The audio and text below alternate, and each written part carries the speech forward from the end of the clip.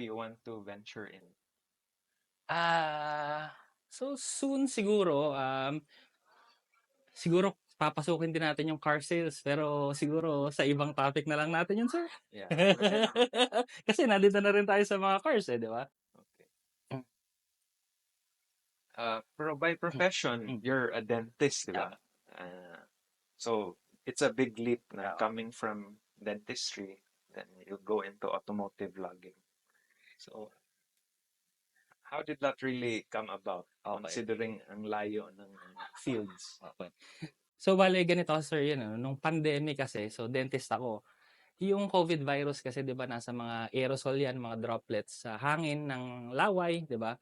Ang problema yung work ko kasi 'di ba, dentist, laway, bibig. So, malaki yung tendency ko na mahawa. So, actually hindi ako takot para sa sarili ko, pero yung parents ko kasi ano sila, medically compromised. So, 'pag nahawa ko, ta's nahawa ko yung parents ko, parang baka pagsisihan ko habang buhay.